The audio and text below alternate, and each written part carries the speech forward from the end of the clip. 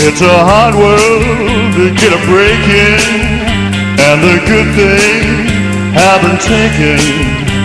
But girl, there are ways to make certain things pay. Oh, I'm dressed in these rags, I wear sable someday. Hear what I say, I'm gonna ride the serpent. No more time spent sweating rent. Hear my command, I'm breaking loose. It ain't no use me down. Stick around, but baby, remember, it's my life and I'll do what I want. It's my life and I'll think what I want. Show me I'm wrong, have me some time, but someday you'll treat me real fine.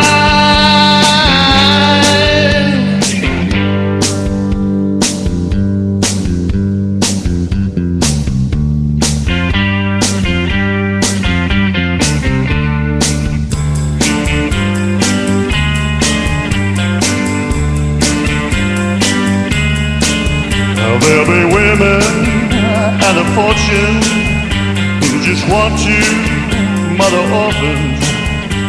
Are you gonna cry when I'm squeezing them dry? Taking all I can get, no regrets. When I openly lie, I love the money. Ladies and gentlemen, boys and girls, citizens of planet Earth and beyond, stretching far into the galaxies, as far as the eye and the imagination can take us. Welcome to the Pork and Bean Show, starring Pork Cunningham and Frank Oliver Beans. We're going to introduce you to new thoughts, put questions in your head, and perhaps have you consider things you've never thought about before. Where the paranormal becomes the normal, where unreal becomes real, and where love is everything. Fasten your seatbelts and enjoy the ride. 10, 9, ignition sequence start. 6, 5, 4, 3, 2, 1.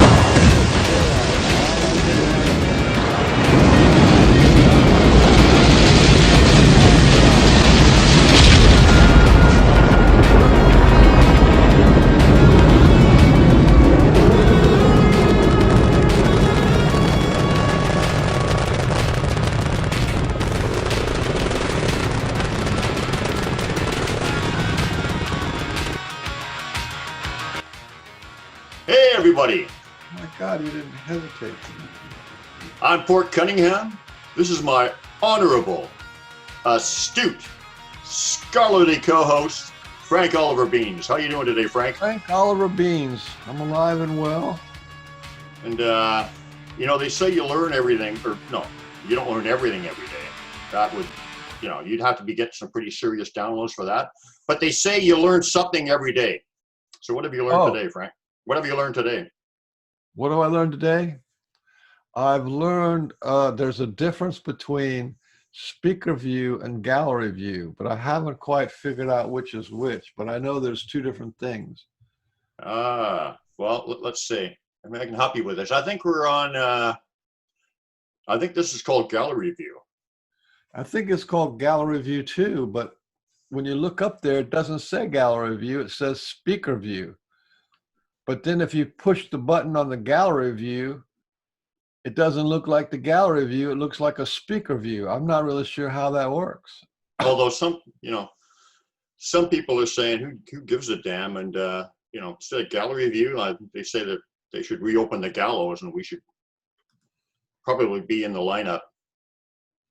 You can go first and test it out. What is the gallows exactly? Is that like hanging, or is that like the French thing they cut the head off, or? It's a galley. The gallows is what you cook on a ship. No, that's the No, that's the gallery, isn't it? Or the gallows is some kind of isn't that where you hang people? Yeah. Where you hang paintings. Maybe they don't hang people. Maybe we hang people differently up here in Canada, but I'm pretty sure it's got something to do with euthanizing people in a not humane way. Hang. Oh, you have gallows, gallery, and galley. Oh, wait a minute. The gallows. Yeah, the gallows. That's where you get the noose around the neck, and then the trap door opens and down you go. Right. Yeah. And then the gallery, that's in the ship for like cooking and stuff, right? Right. The gallery is in the ship. And what was the other one? Gallows. Galley. What's that? Galley is where you hang paintings. Galley. A gallery. Right. Gallery. You left the R out. You said galley, but you were close. You only left one letter out. It's actually gallery, right? No, you cook in a galley. You hang in a gallows. You hang pictures in a gallery. And what do you cook? You hang pots and pans in a galley. Oh, that's the one I'm not that familiar with. I'm very familiar with the hanging one. Have you ever been on a ship? A boat? Something like that? Anything? I've been in like in a rubberized like inflatable raft, that you blow up. I've also been in those ones with the big animal heads or whatever that you sit in the pools. Is that a ship? Would you consider that to be a vessel of seafaring vessel? It's a vessel, but I'm not sure. You have to have it has to have a big enough floatable, floating vessel that you could make a kitchen in it. Oh, well, you know the one I mean, right? It's like you blow it up, and it's got a big like I don't know, like a dragon head or a Ogopogo or something on it. But what I never could figure out is what is a peanut gallery? Those are the guys that are criticizing astute people like you and me with dumb comments. The people that you want to take out and hang? Well, they're people I'd like to see at the gallows, actually. Yeah, they're basically just jealous because they hear a couple good-looking guys like couple might be stretching it, but astute fellows like us talking some really deep, powerful, transcendental stuff, and they get really jealous and confused and mad and angered, and so they make dumb comments, and then you say, comments from the peanut gallery. Well, then you brought up a very important question, and that is, if you have a very large heart in this world, this is the question. If you have a very large heart in this world, are you embarrassed to announce that you have the largest heart in the world? Or would you be embarrassed for that? Because it seems to me the people with the largest heart are the most humbled, and they don't want to hurt anybody by saying I have the largest heart in the world and you have the heart of an ant. They don't want to say that. They don't want to make anybody feel bad. Well, if you've got the largest heart in the world, you're not going to tell anybody they got the heart of an ant. You're going to try to lift them up, right? They're right, but that's not me. I mean, that's what you would do. Yeah, that's what I would do. I mean, you're trying to elevate yourself by de-elevating others. Is de-elevating a word? Yeah, but that's because my heart isn't gigantic. But the question is, if you have a large heart, are you able to step out and express that to the world, that I have the largest heart in the world? Can a person with a large heart do that, or are they intimidated and what is it? Cautious to do that? Yeah, you can be cautious. I find I can be, but in all honesty, and once again, I got to preface it with all due humility, you know, because whatever. But truthfully, I think that's why I have a great connection with the Sasquatch, because I think that is my biggest attribute, is I've got a very large heart and I'm in my heart space, and I think that's probably my biggest attribute that they like and why they're working with me. Or, well, I mean, there's a lot of various reasons, but yeah, I've got a very big heart. No, I'm not ashamed to say that. I think that's probably my strongest gift. I think so too. But which brings us what's that? But anyway, you know, I've got to start working out again, you know. For what, to try to build up your breast muscles? No, I'm getting tired of carrying you on this show. You know, you're getting pretty heavy.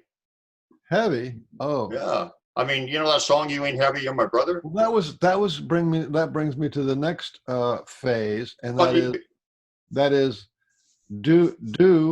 this is the question: do the Sasquatch meet you at the level that you're at? And that means if a person's angry or afraid, then the Sasquatch will be angry or afraid. If a person is loving with a big heart, then the Sasquatch will be loving. And if I do find that when mind speak and all that kind of stuff, will the Sasquatch meet them on the mind speak level? So that's the question. Does the Sasquatch meet you at the level that you're at? I'm not sure if this is answering your question properly, but when I am in my heart space, when I'm really there, like when I'm, you know, like when I had the love zap, when I was in that universal heart space, and that all knowing, that all connection feeling, whatever.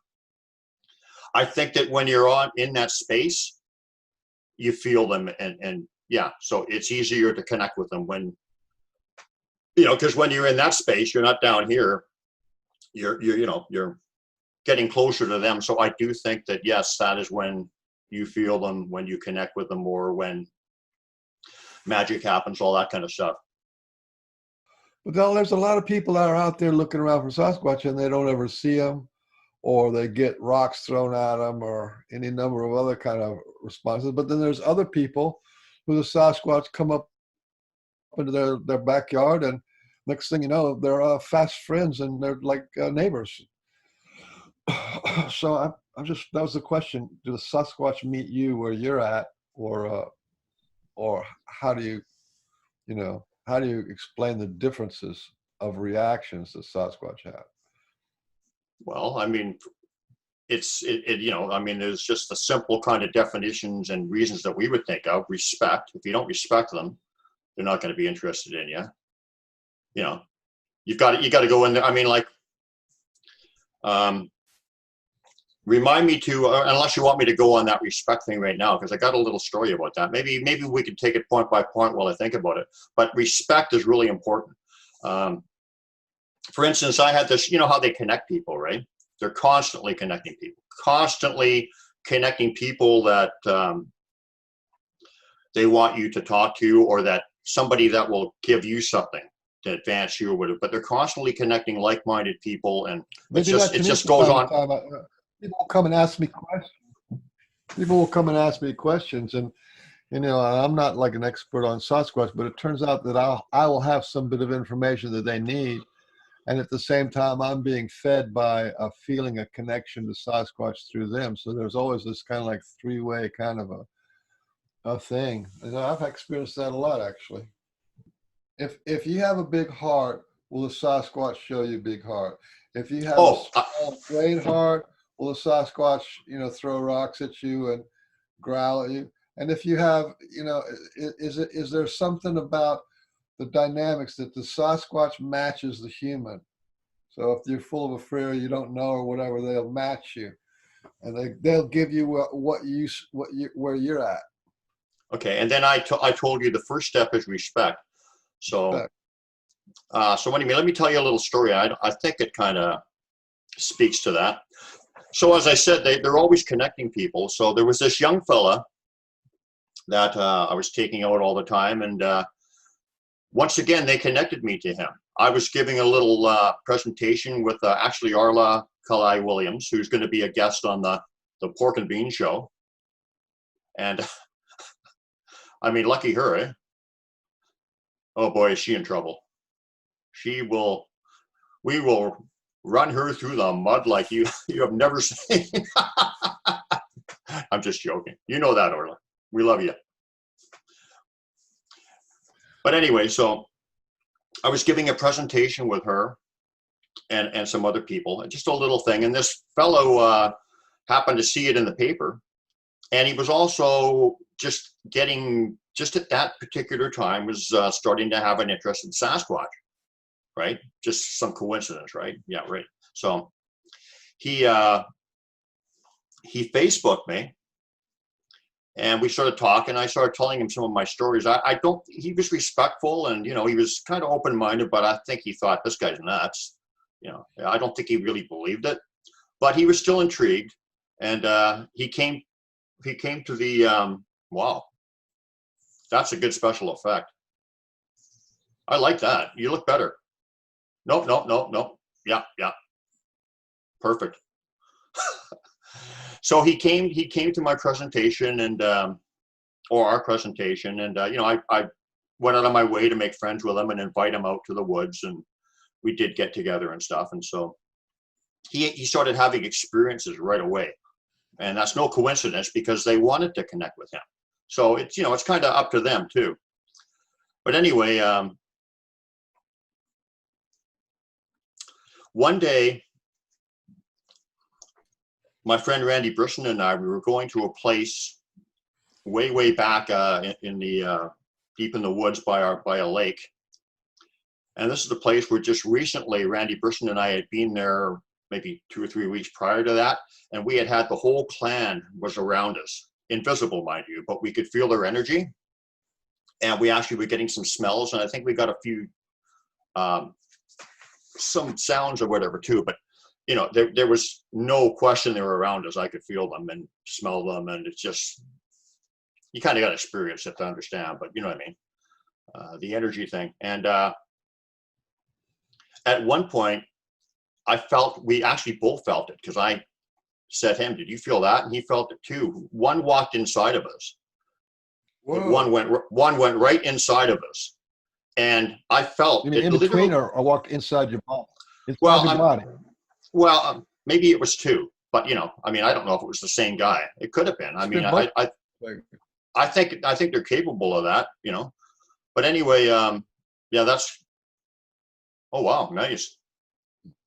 I do like that. A little more over. Yeah, perfect. Nope. Yeah, yes. No. Yeah, perfect. Can you keep it like that?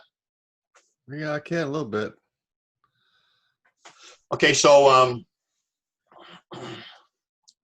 anyway, yeah, it felt like a light switch one. It was like, it literally felt like, it was weird, like somebody turned a light switch on, and I got the impression that he was just checking me out, like, like that they will scan you with energy and hello there. Boy, you're happy looking fella. So they will scan you with energy and stuff. But I think that this time they were really having like a real thorough look around. So anyway, that said, we took this young guy back there a few weeks later, and this is once again about respect and connection, what we're talking about. So we took him there, and about 100 yards from where this lake was and where we had them go inside us and stuff, and that happened, I told the young fella, hold back for a while. Randy and I are going to go up there, and I'm going to introduce you. Respectfully, like, I'm going to introduce you to the clan and tell them you're a good guy, and see if they're open to it.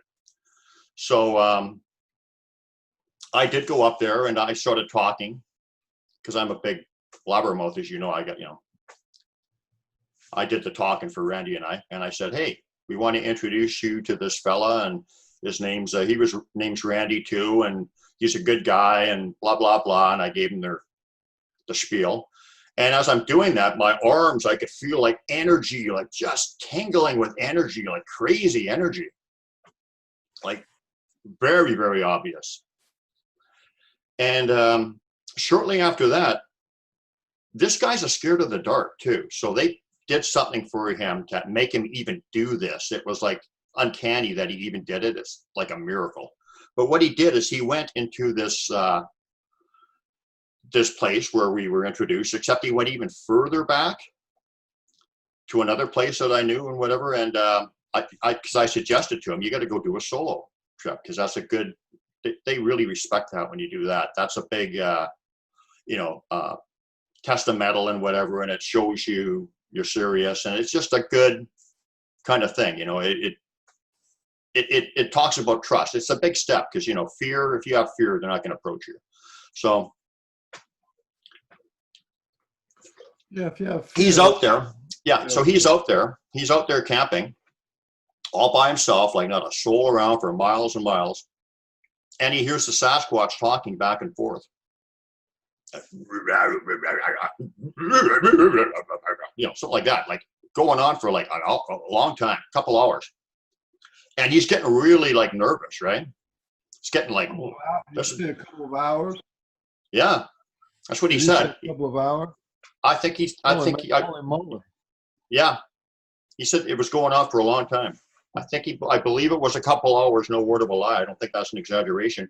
But he was getting, see, he hasn't had the experience with them like I do, so he was a little scared. And they gave him the loving, calming energy, whatever. They sent him the love energy that calmed him right down, and he said it was so obvious that he relaxed. He felt at peace and love, and and like no fear, and so they gave him that to calm him down. And then he said shortly after that he heard like owls, 3 owls right around his tent, right outside his tent, and he heard 2 of them, and he said the third guy didn't sound like an owl. So they were coming in real close, and so respect, introduce, just like it's just like going to your house or whatever. I'm not just going to barge in your house, or I'm just going to come in your house, start filming, and it's just common courtesy and respect, and like go in there and respect them. Yeah, but that still doesn't answer the question, because it could. Well, that was part of it. But what was? It could be that your clan is just highly kind and open, and that maybe other clans aren't quite so open and kind, and they take longer to make it a relationship. I don't know, because I used to think that the Sasquatch were all very high beings. They're all very spiritual. And then I started hearing all the different relationships that they have, from a one-time vision, and some of them follow people for their whole life. And some people have like the love zap kind of thing. And some people, they seem to respect, and, so there's all different kind of relationships that are going on out there. Well, because some people have relationships with them from many, many lifetimes. People, could have been Sasquatch at one time, and the heart. And if they see that they can teach you or whatever too, right? If you're open to what they're, I think teaching puts it on a whole nother level. If they know that they can reach you, and your heart is open enough that they can, and you're open to it, that's a big key too. It's a good exercise, because with such a limited amount of information about Sasquatch, it's almost impossible to not put them in a box. And I don't really want to go putting Sasquatch in the box, and so that's why I like to look outside. As well, some people are having terrible time with Sasquatch, and some people, Sasquatch are their family and their neighbors, and they look out for them, and they won't let anybody come onto their property, and all this kind of stuff. So there's all this whole range of emotions, of connections, of amounts of respect and playfulness or seriousness or antagonism. Well, there's a couple things with my clan. First of all, they live in an area where they see people all the time. The other thing is that I've heard from quite a few different people, and I feel this too. They are one of the they're like the originals, or one of the original clans, like a very, one of the original guys. And well, what does that mean? Well, like mankind originated in Africa or whatever they say, or wherever they say that we originated. It's like this particular clan Yeah. or this area where I live is like one of the original guys came from. Is what it is, and that's not just me saying that. I've heard that from quite a few people. And I also heard somebody else tell me recently. Actually, it was mindspeak that a friend of mine got from RE, and he was telling her, we're much more than you realize. We're much bigger, or much bigger than you realize, or much more than you realize. In other words, saying they're more powerful, or more spiritual, or more evolved than even we give them credit for, I guess. Although I think I think I give them a lot of credit. I'm not saying that like, Well, they hey, I hide. give them They hide, and if that's another part. They won't show you more than what you know. You know, like there's very few people who've seen them go invisible or be invisible. And it has to almost be a relationship there. Or they go invisible in a way that the mind just can't recognize it. So, of the thousands and thousands and thousands of sightings and experiences of Sasquatch every year, there's very few of them talk about either seeing the Sasquatch go invisible or become visible or any of that kind of stuff. And yet I know that happens. I know 100% fact that they're just as comfortable being invisible as they are being visible. Well, like I said, I've seen them in a lot of different states. Do you want to revisit that a bit? Just go over I've seen them in like a cloud of smoke. Like I've got pictures where I saw RE on the beach with Sue and I, and we're making faces and laughing and like, and whatever. And there's a wisp of smoke beside us, and it's RE's face, like so obvious. He's like he's partying with us, right? He was like so I've seen them in like a cloud of smoke. I've seen them as little flashes of light. I want to try to get them all this time because I know I missed out some before. So cloud of smoke, flashes of light, orbs.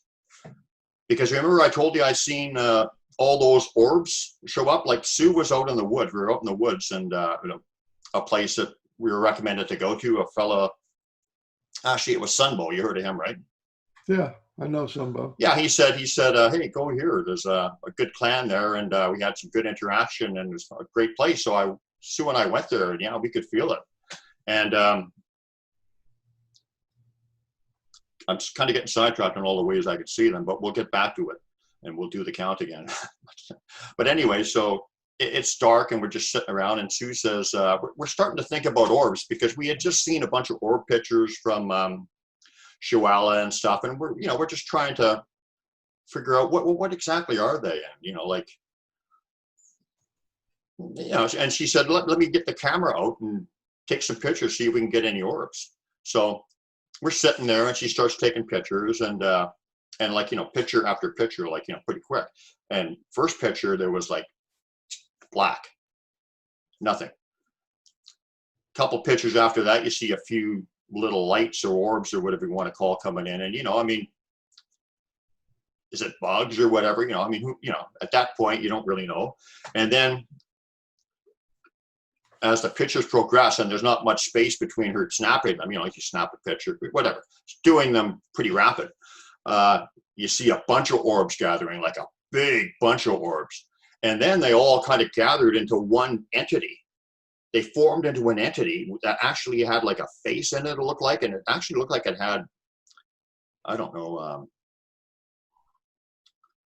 a sickle or something in his hand. I'm not sure. Anyway, it all these orbs formed into one entity, and we got the picture of that. And when I seen that, the lesson there is also it's a big, huge lesson of what they're capable of, or what those evolved beings, if it wasn't a Sasquatch, are capable of, is that they can have their consciousness out in all different areas at once of the universe and in all different places, and they just can bring it back in. That was a powerful lesson.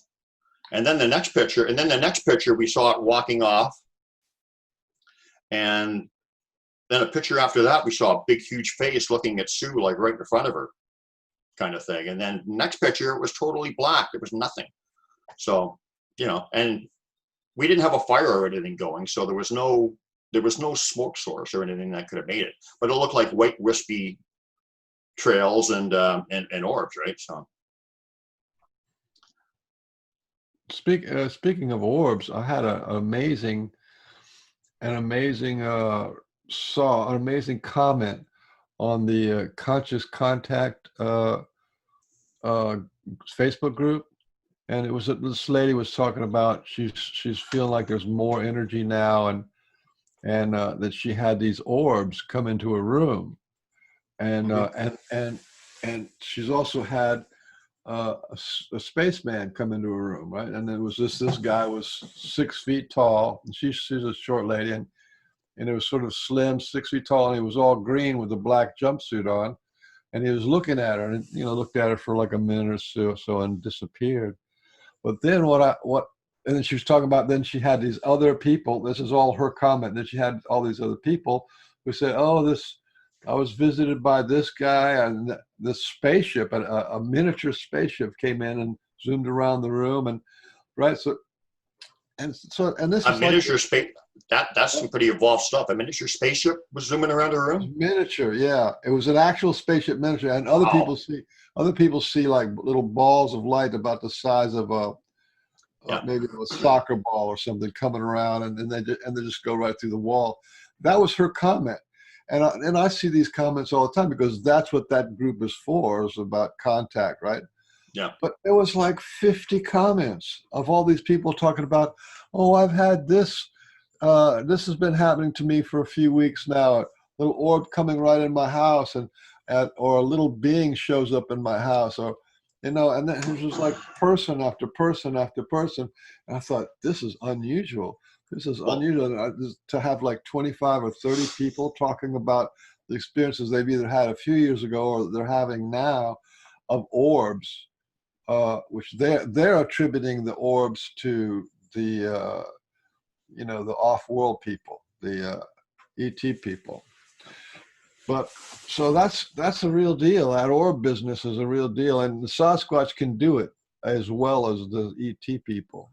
But the big lesson here that was so profound and it was so obvious to me is like, like we say that God has his consciousness everywhere at once, right?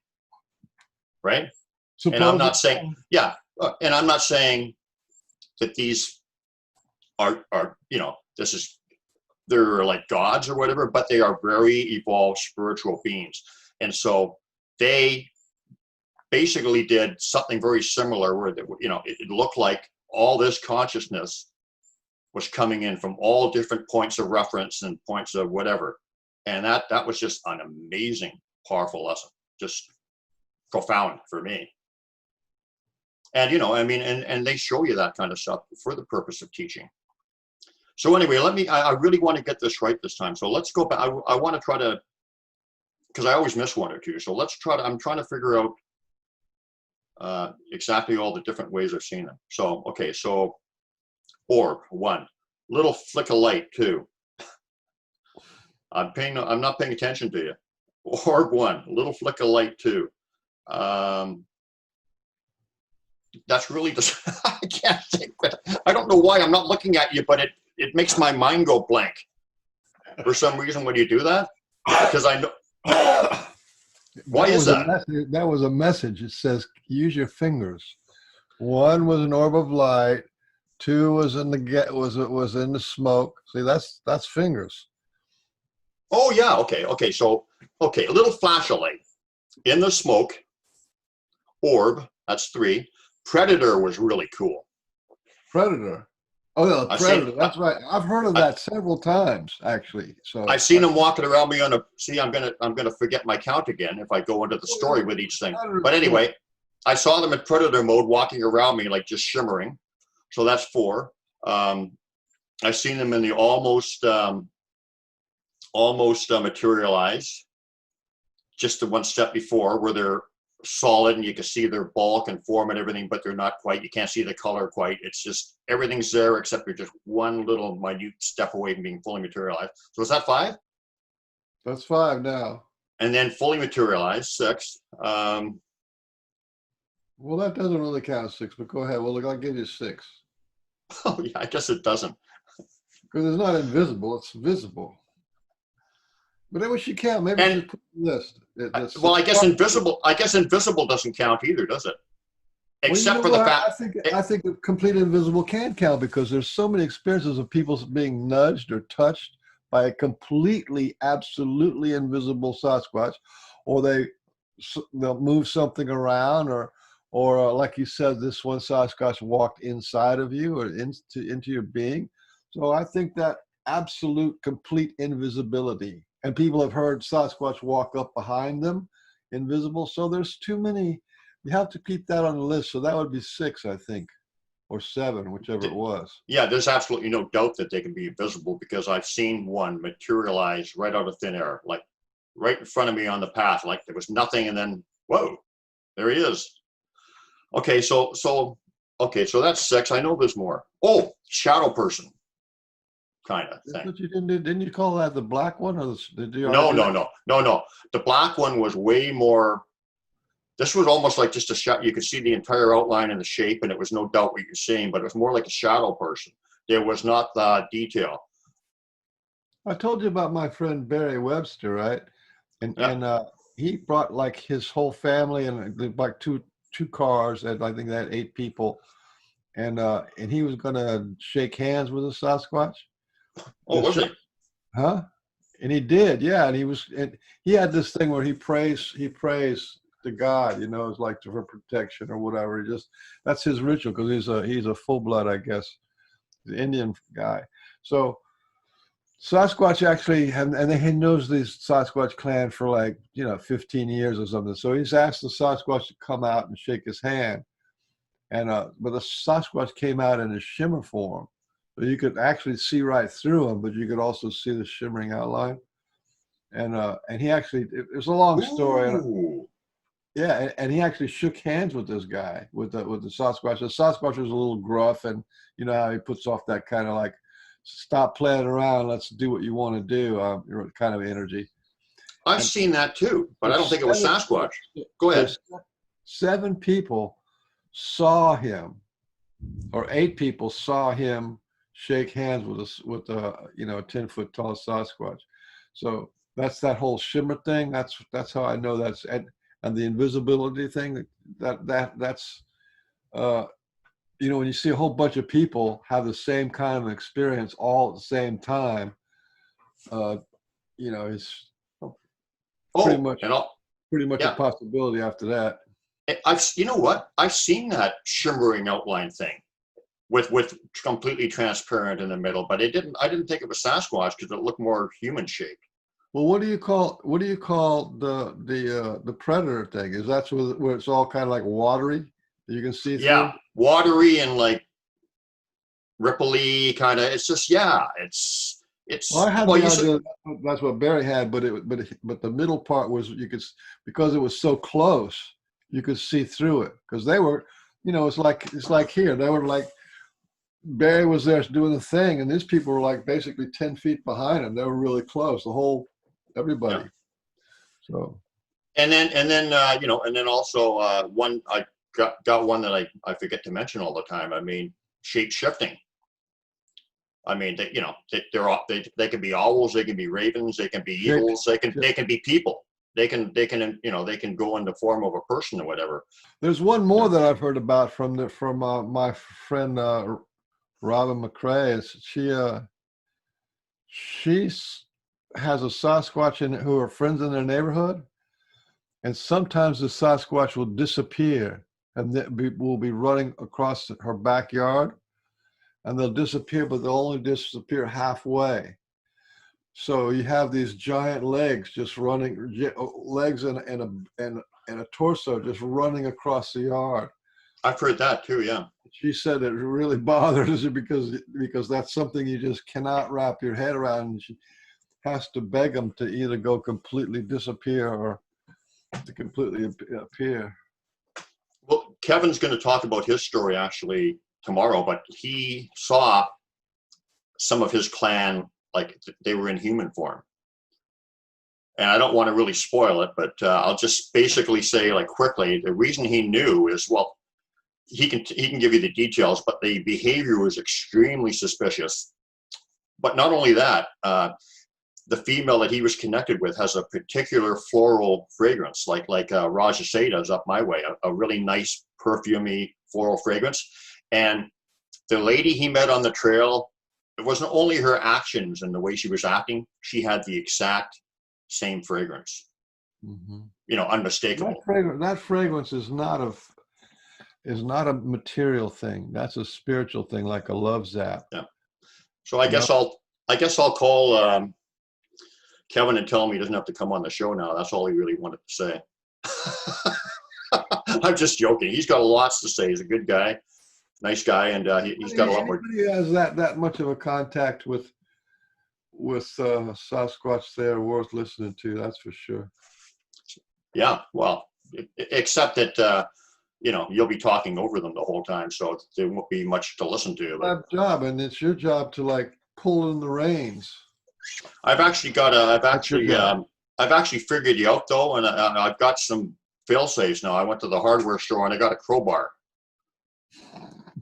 You know, see if I can pry myself into a conversation somewhere along the line, or it's either that or I've got to have perfect timing.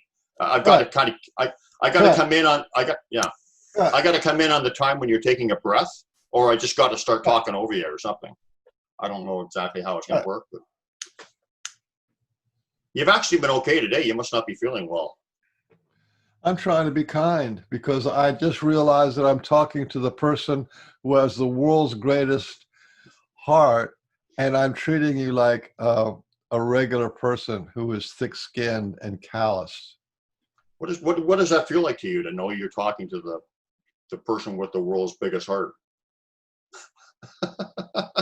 Is it an honor or is it intimidating? It's a little intimidating. It's sort of like saying it's like talking to somebody who's had burns over 95% of the body. You have to be real careful not how you touch them because it's going to hurt. And this also shines a bright light on you. Like, why am I not kind, or why am I why don't I measure up? No, I'm not evolved enough to think about that. Well, I was trying to give you the benefit of the doubt. I mean, I knew that, but anyway, so tell me something, Frank. Tell me something. So is it my turn to talk? Yeah, you can talk for a little bit.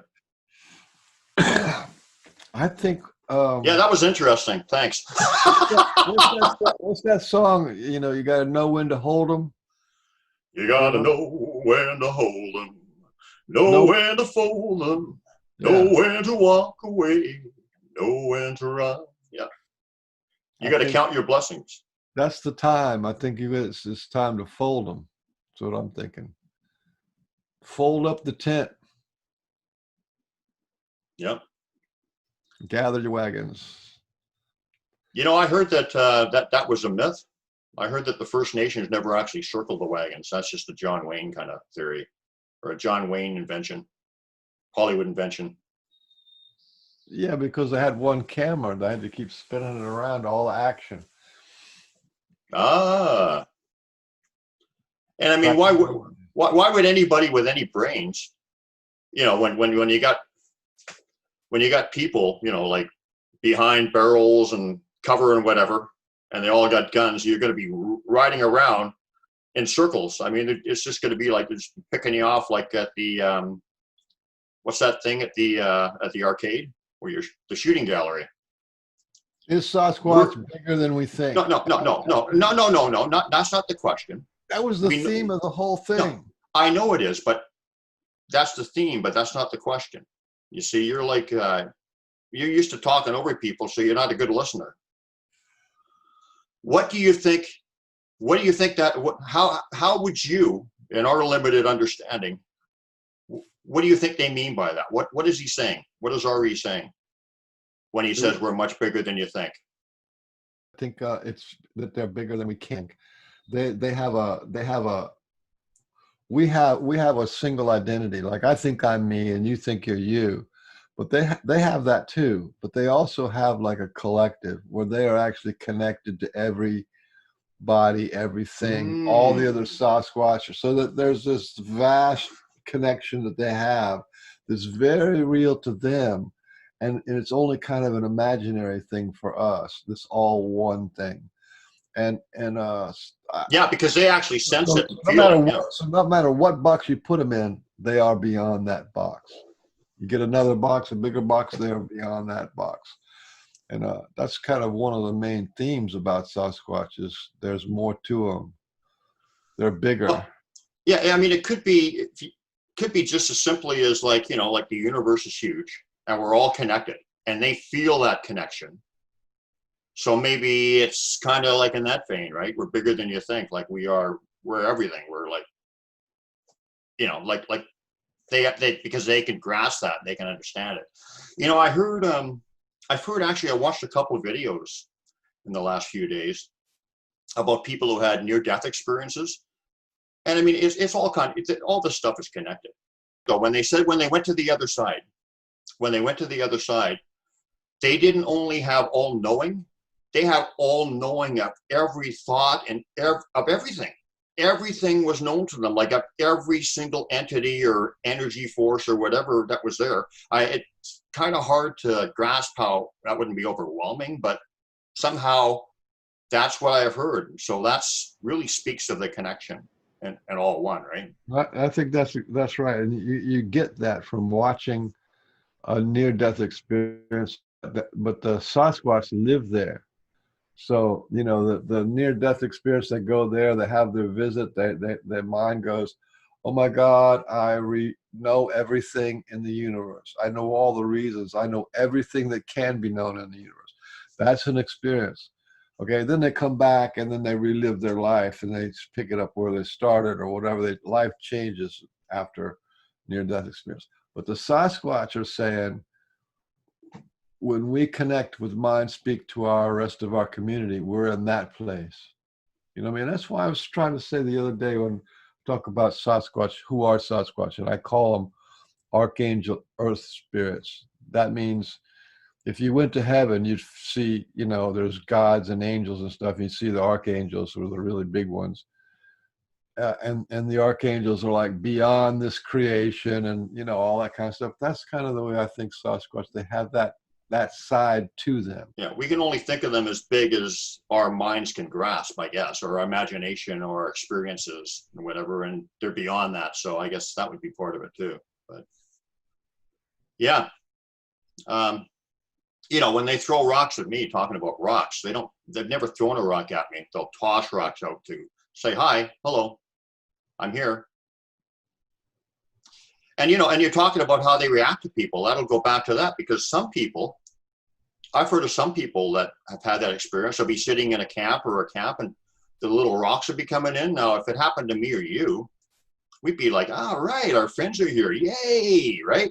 Yes. Yeah, or we pick up little stones and play back and forth or something. Well, I've had a rock throwing fight with a little juvenile one time that was amazing. But yeah, but we will take it as fun and happiness, and we'll be overjoyed, like our friends are here. Amazing. I would. But other people will like, what in the heck? And they'll get their gun out and they'll start getting like really like violent, aggressive, like, you know, like they'll look at it from the exact opposite point of view. And so they have respect for Sasquatch, or they think they're an animal, or they think that they're very intelligent, but they're afraid of them. And there's all kinds of mostly fear-based and mostly there's people who know more about Sasquatch than you and I, because they spent so much time looking at it and talking about it and interviewing people that they know a lot of stuff.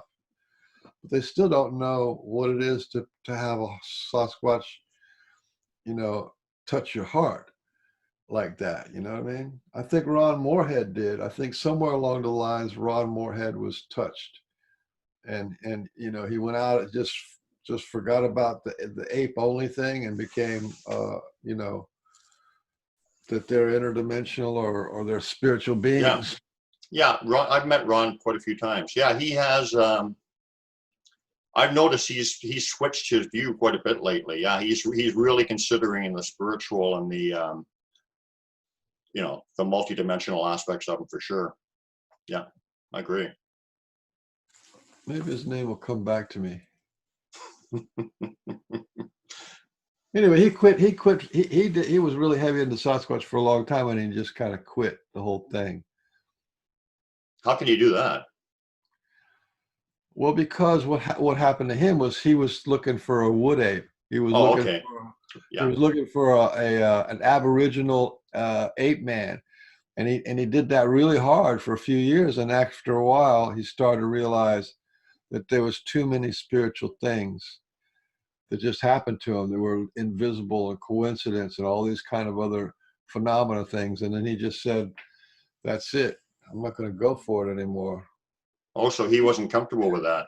That's interesting because that's what it's all about. I mean, the only thing to me that's important about the Sasquatch, well, I wouldn't say the only thing, but the most important thing is that they teach you about your heart space. All one, all connected. So that's the whole thing. You know, that's the gift when they can connect you to that knowing, and that's what it's all about for me. So my name is Port Cunningham, and it was a real honor, Frank Bean, to be talking to you guys today, and we really enjoyed it. And once again, I don't know what we said, and did we say anything relevant? What was that little kid who was stuck at home alone? It was at Christmas times. Oh, Home Alone. Anyway, until the next time, guys, this is distinguished, corrupt. Did I say corrupt the last time? And astute co-host, Frank Oliver Bean. So until next time, goodbye. But neither am I!